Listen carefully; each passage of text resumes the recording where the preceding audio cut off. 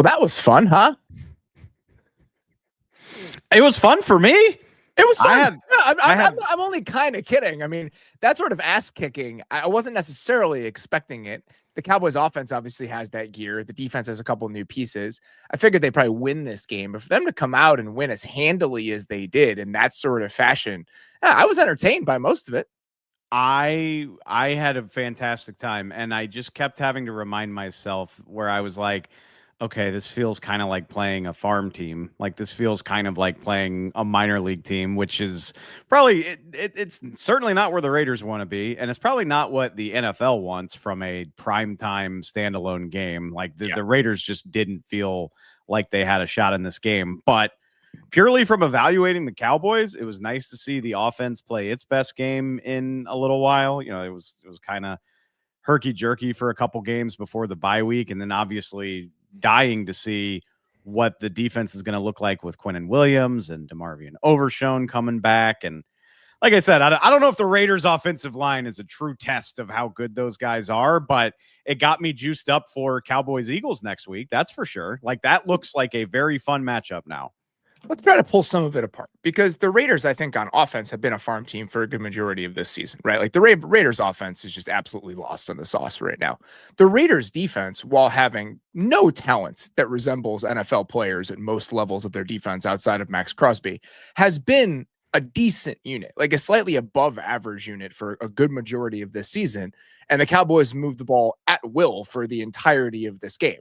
And so I don't think that part of it should be dismissed because the Raiders defense has at least been a speed bump against the majority of the teams they've played this year. You can say that, and you're right. You're right. But man, I don't know. Something like the fifth time George Pickens was just like elbow shivering DBs to the sticks. I was just like, all right, what's going on here? Like, what am I supposed to take from this other than that George Pickens is on one?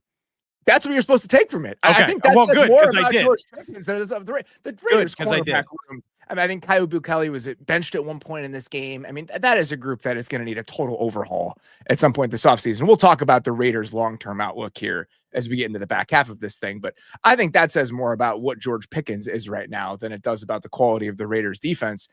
This is a moment, the George Pickens thing entirely, and you were on this from the beginning in terms of what he could be in Dallas. And I'm kind of mad at myself for not being more excited about it because heading into last year, after watching George Pickens in 2023, I was really excited about watching George Pickens with like an actual NFL offensive coordinator in Arthur Smith. And I know Arthur Smith, has his detractors and Arthur Smith likes to do things a certain way, but we've seen Arthur Smith like force feed really good receivers in his offense before. You think about the target share that AJ Brown got during those years in Tennessee. And I was excited about that potential version of George Pickens. And then he played with Russell Wilson and Justin Fields for a majority of the year. And all they did was use him on like vertical routes down the sideline for the entire season. And I think in 2023, he showed a more diversified route tree. He showed that he could do some work after the catch. And so I should have tried to meld those two things together. Like my excitement for him pre-2024 and the idea of him landing in an offense with Dak Prescott. I did not do that, and I regret it because we are seeing the returns on it so far this year. He has been awesome. It's the Dak Prescott part of it for me is when you tell, like when you know what George Pickens' skill set is. He is a big, rangy guy. His catch radius is absolutely ridiculous. I think we've talked about it with Derek this year where who's got stronger hands and the ability to just bring in a catch away from their body and box the DB out like George Pickens does. Combine that with the aggressiveness and the confidence of Dak Prescott, the willingness to throw over the middle of the field, the willingness to throw into damn near any window you could imagine. It was a match made in heaven. And yeah, the amount of in-breaking stuff that Dak and George have connected on all year long, but in this game too. And I know it didn't count, but the ball to the close to the back pylon in the end zone in the first half was one of my favorite plays of this game, where Pickens almost contorted his body and made one of the catches of the year. And he came up doing this. He was like that. That close. It's that close. Like I think he's the most entertaining player in the NFL, man. Like between the stuff that he can do And the fact that he's completely unpredictable. I mean, him and CD were benched for the first series of this game.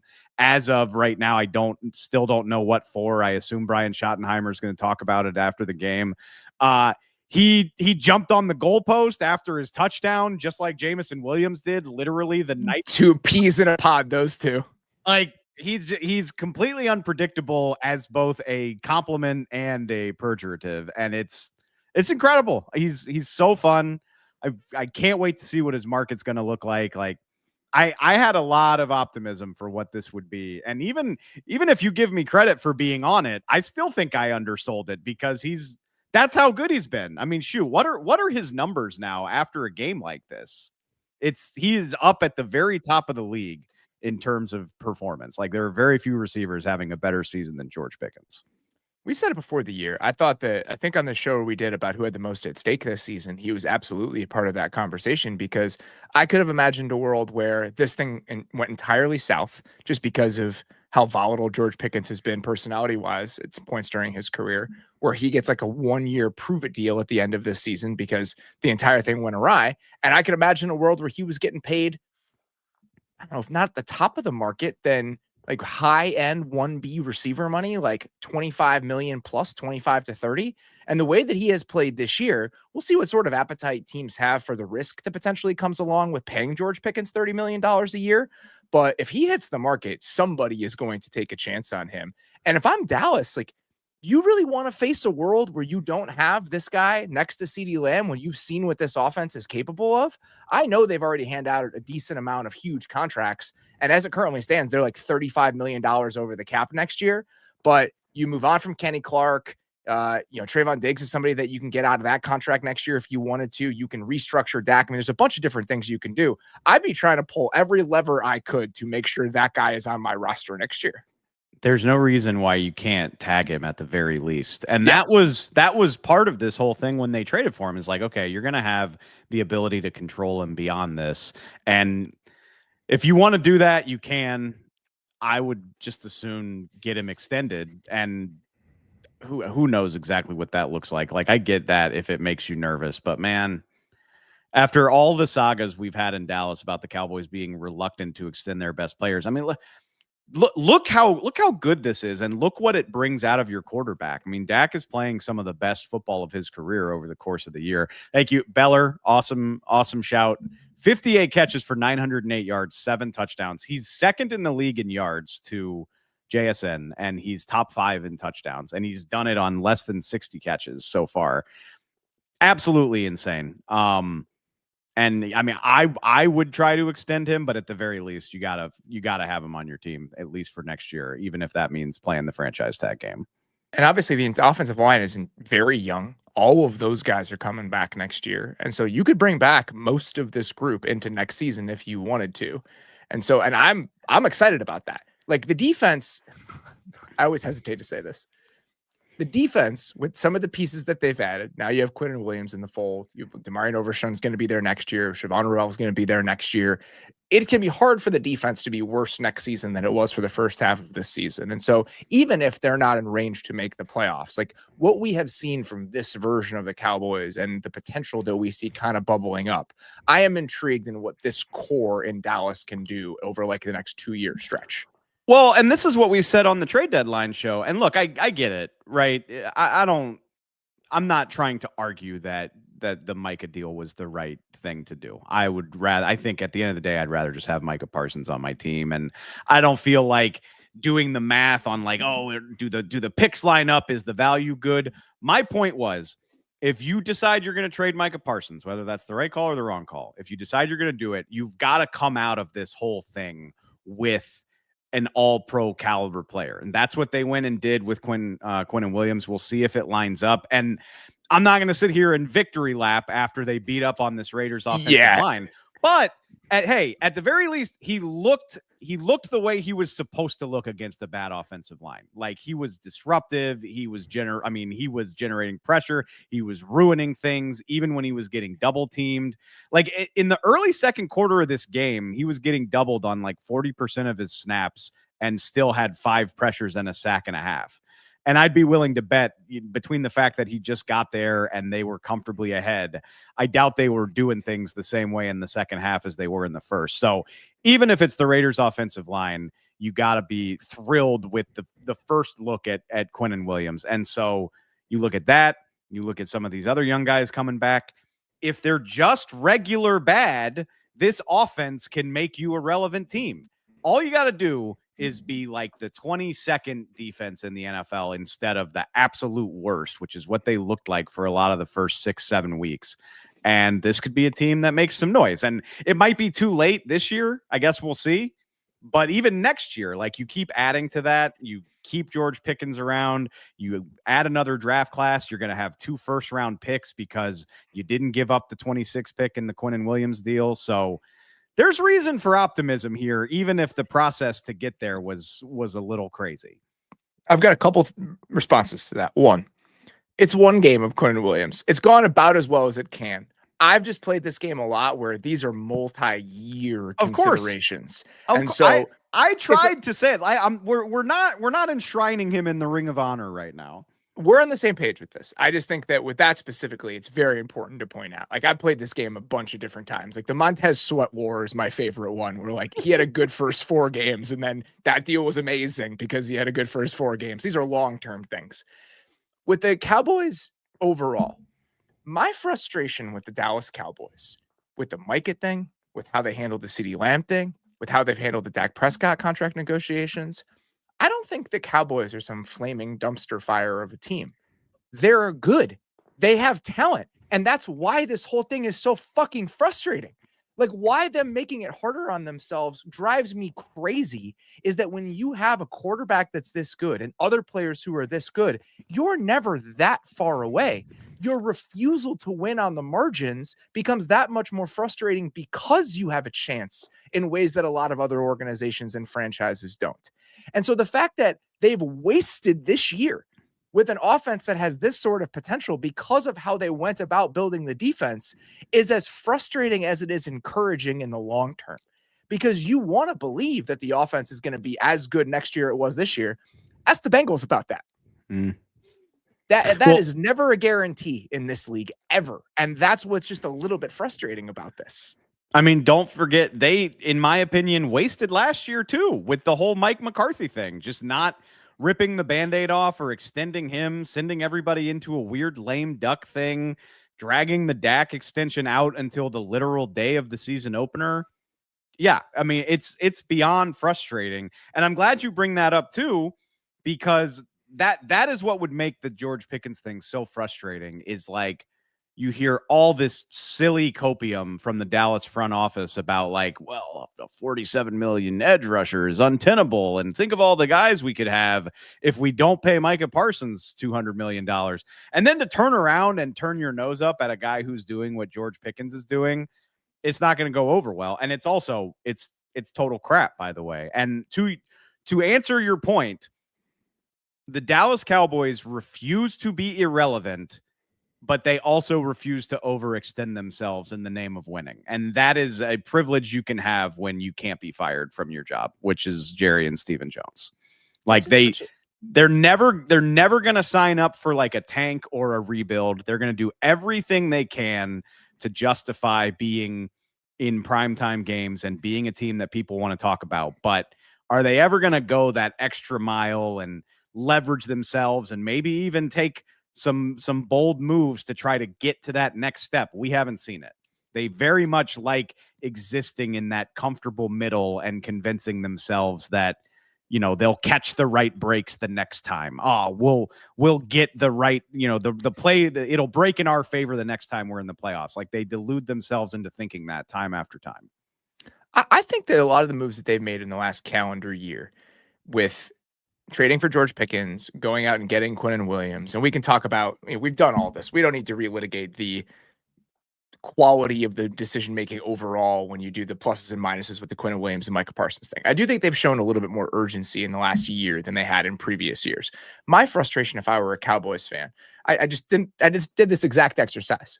Oh, the Cowboys are looking okay, right? Like, maybe not this year, but what does 2026 look like? And I open up the over the cap page and I go to the Dallas Cowboys over the cap page, And Dak Prescott has a $74 million cap hit next year. And CeeDee Lamb has a $39 million cap hit next year. And then I get pissed off all over again, remembering how they continue to do this to themselves and hamstring their ability to build the correct level of team around the talented players that they have, the Micah thing aside. And so I think that's always been my problem with them, is that they should have been so much better over the last decade than they were after stumbling into Dak Prescott. And with Dak Prescott playing at this level, they should still be better than a 4-5-1 team that is likely going to be on the outside looking in of the playoff picture. They tripped over themselves and fell into Dak at the tail end of Tony Romo crippling their roster, and they didn't manage to take advantage of it. And now every step of the way, it just feels like Dak is reliving that career arc to some degree. And now, I talked about this when the Quinnen trade happened, where I was like, this 2-3 year push is probably like your last best chance with Dak. Yeah. Like he's on a 4-year deal. It's going to be a similar situation. I mean, we'll even see what his level of play is in 3 more years, but like this really feels like it. And so like not this year, but like this window here when Dak is in this contract. And if you can't step outside your comfort zone a little bit to make that happen, then I don't want to hear Jerry's whole thing about how not winning a Super Bowl with Tony Romo is his greatest regret, because you're trending toward the same thing. And miss me with the Quinnen Williams stuff too, because that's a correction to the situation you wound up in by blowing it up with Micah Parsons. Like, that's not some bold stroke. That's just treading water because you bailed on one of the best defenders in the world. So we're still not there. We are not to the point where they are like gaining ground in their effort to maximize this last window of Dak Prescott's prime. I love that point though, because I do think that if you're looking at this in like a 2-3 year run and you feel good about the offensive staff, I'm really happy with what the Brian Schottenheimer, Clayton Adams thing has looked like for the first 11 weeks of the season. Like, there is something here. There is something here for like a 2 to 3 year run if you're really willing to push it. If you want to, that $74 million that Dak is making next year, it doesn't have to be $74 million.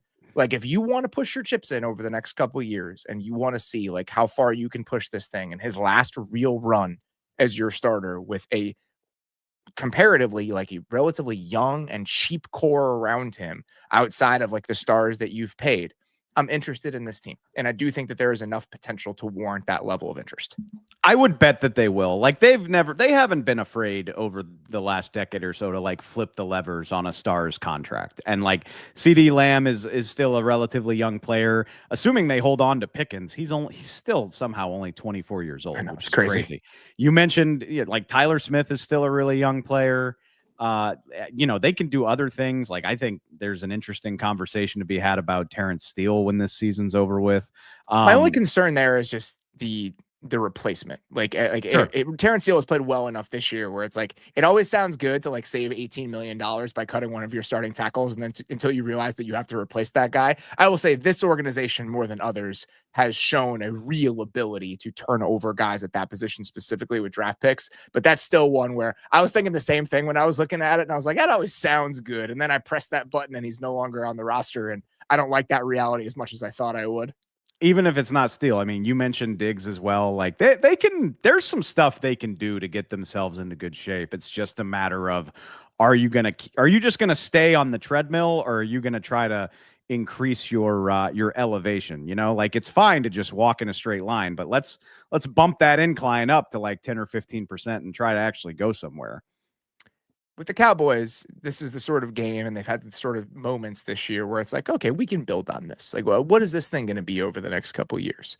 With the Raiders, my temptation of looking at the Raiders' multi-year outlook from a resources and financial perspective is, okay, how close are we to just a total teardown with this thing where we can really start over?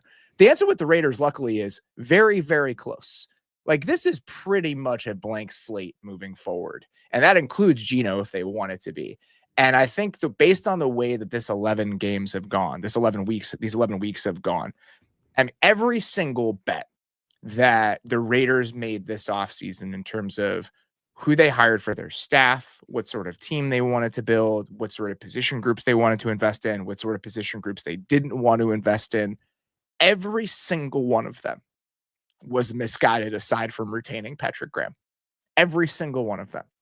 And now I think the questions you have to ask yourself in the offseason is how much turnover does that lead to at some of the most important football positions and other positions within the entire organization?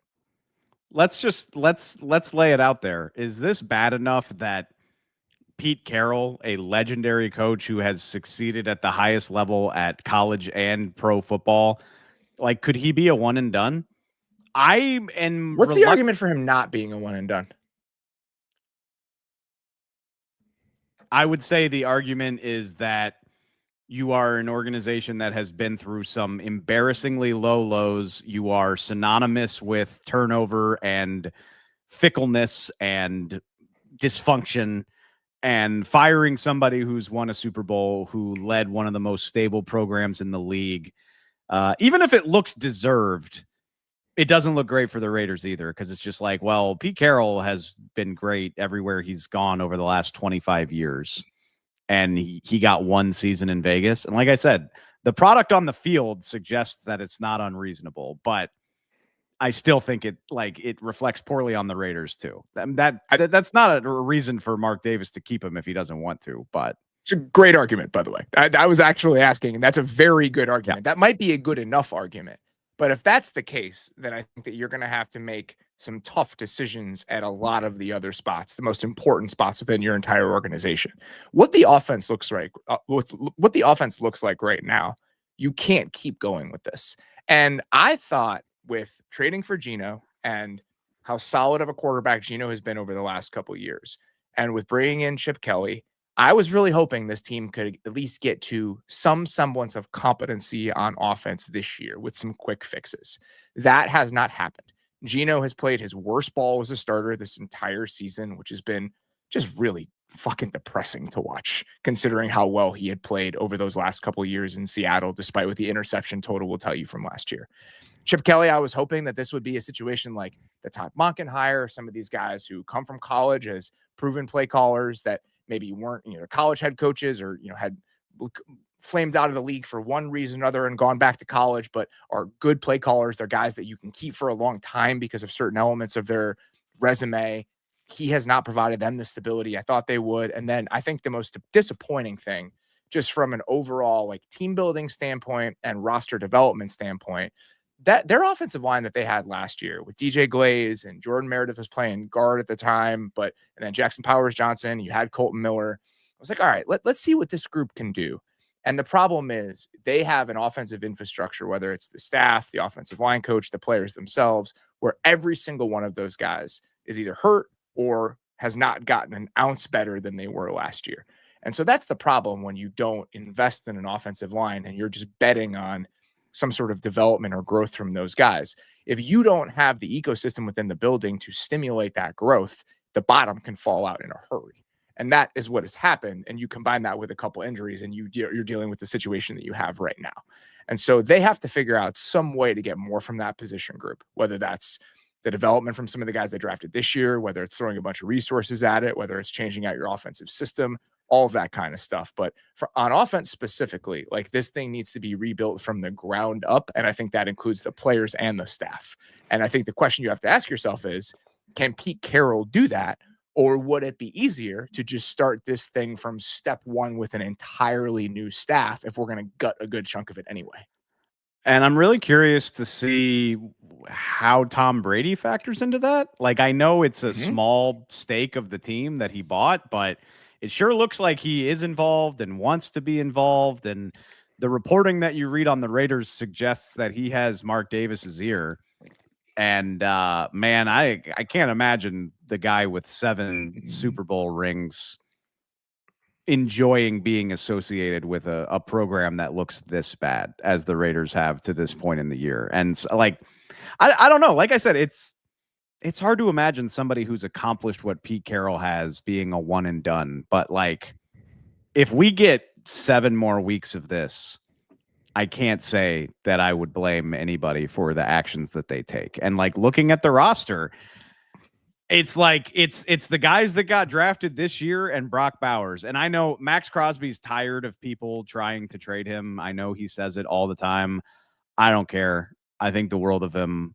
If I were the Raiders, I would trade him in the offseason to try to jumpstart this thing. Like what is he doing to help you before his prime is over? I just, that's hard to imagine. And so like if you could get a 1 or preferably a little bit more than that for him to try to jumpstart this thing and make it easier on yourselves, that is something that I would look into doing. But maybe a new coaching staff, and like Brock Bowers and Ashton Genty, and everything else about the Raiders feels like it's on the table to me. Looking at it for next year, just the financial outlook for the Raiders.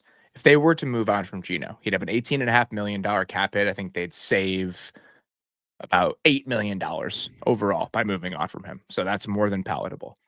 If Geno is not on the roster next year, the only 2 Raiders set to make more than $10 million against the cap, 2 are Max Crosby and Colton Miller. That's it. The rest of the team is essentially a blank slate. And so if the quarterback is going to be part of that, that to me becomes the really compelling argument on the other side of it would be embarrassing to fire Pete Carroll after 1 year after firing Antonio Pierce after a 1 year thing. Because if you are going to pick a quarterback, if you're really going to start like rebuilding this thing from the ground up with a young one, and you're already having concerns or questions about whether Pete Carroll is the long-term guy, do you want to let this group be the group that invests in the quarterback, picks the quarterback, starts developing the quarterback, only to get to the end of next year, have the exact same thing happen again, fire that group, and now you're starting over again with an entirely new regime with a quarterback they did not select? To be honest with you, I don't want to. And that it's the Bears conversation you and I have had like 200 times. Like it's not anything personal. It's just tidier sometimes to just put everybody on the same timeline and just start over from scratch. And it just kind of feels like that might be where we are with this team again. And you were always shooting, I think, for stability with Pete Carroll. Like you were shooting for competency, you were shooting for legitimacy. This was all not get that. This was supposed to be the floor raising thing where it's like, well, the Raiders might not be good, but they'll look like a buttoned up NFL, outfit. And that has not been the case. It's crazy. Like I didn't have real aspirations of the Raiders having like a winning record, or I thought like 7-10 was a best case scenario for the Raiders, but I did think it would be like 5 to 7 wins and mostly looking okay. And they look like, no offense to Antonio Pierce, but they look like a team being coached by a first-year head coach who's learning on the job, and like all of the kind of like what we're seeing from the New York Jets, except Pete Carroll's been doing this for 30 freaking years. And the whole selling point of hiring him was that it wasn't going to look this way, and it does anyway. I think my argument to the floor raising thing, and probably should have said this in the moment, but I think I was trying to talk myself into this being like a fun, feel good story. If your offensive line is shitty and your offense sucks, there's no like culture pixie dust you can sprinkle on your roster in order to get the floor higher. Like that shit doesn't matter. Like you need somebody to construct that offensive side of the ball in a way that is going to get you passable offensive line play for any of this to be of any relevance. Well, I'll tell you right now, that's a product of Geno doing what he did in Seattle for as long as he did. Like Geno looked magical at times behind some woeful Seattle offensive lines. And we've said this too, and I'll just say it for the record. I will not be gaslit into thinking that Geno sucked that whole time. I'm over that. I'm not even like not giving it the time of day. It's I watched those games. I watched most of them. I was getting texts from friends tonight, just like this is the Geno that you were such a fan of, and I was like, it is, and it's sad, okay, but it doesn't change that it was different for those 3 years. But yeah, so yeah, I think part of that, again, you trust that the head coach can button things up, and you trust that the quarterback can make a bad situation look good because he had done it. He did it. We watched him do it. And so, yeah, it was clearly misguided, but there was a rationale there. Like it wasn't just blind hope. There was reason to think that those things could happen, but we were drastically wrong. Brian Schottenheimer turns into the correct offseason hire for one of these teams, and Pete Carroll turns into the wrong one. NFL football in 2025. Let's get it. Hey, thanks for bringing it back around, though, because I did like Brian Schottenheimer hiring Clayton Adams is such an underrated part of this whole thing. And like the way that the Cowboys run the ball and the stuff that they were doing to neutralize Max Crosby, like on the George Pickens dig that turned into the touchdown where he just made everybody look like they were 12 years old. When they pulled Tyler Smith from left guard and had him just wham Max Crosby coming off of a chip from the tight end, I was just like, man, this thing is really, the design's really cool. Like the Cowboys know what they're about. And sure, Brian Schottenheimer's been doing this for a long time. He's a big part of that, but Clayton Adams' influence on the Cowboys offense is pretty obvious to me, having watched them for years before this. If your offensive coordinator and your offensive line coach are the two most important hires you can make as a head coach, it helps if you hire two offensive line coaches. Fair. Right? If you're going to get offensive line play. The Cowboys hired one of the best offensive line coaches in the NFL to be their offensive coordinator. And then they hired Connor Raleigh to be their offensive line coach, who was at Kansas State and had done a very good job of developing NFL quality talent at Kansas State. The Raiders had an offensive coordinator and offensive line coach to hire. They hired Pete Carroll's son to be their offensive line coach. And so the Cowboys have two offensive line coaches, and it feels like the Raiders have zero. And when you watch these two teams over the last 11 weeks, you can feel the gap between them. Feels important. There are results there, and the Cowboys have enjoyed those results. All right. That is all we've got for today. If you guys are watching this on YouTube on Tuesday morning, the Monday Hangover should be available on the YouTube channel and in your podcast feeds. We had Bears, Vikings, and Steelers, Bengals, along with touching on the Michael Penix news. Me and Derek did. The midweek show this week, after Building the Beast runs on Wednesday, on Thursday is going to be us cutting down the table from 10 teams to 8 teams. I'm sure that won't be a difficult or contentious conversation whatsoever. So encourage you guys to check that out. For now, that is all we got. Appreciate you guys listening. We'll talk to you very soon.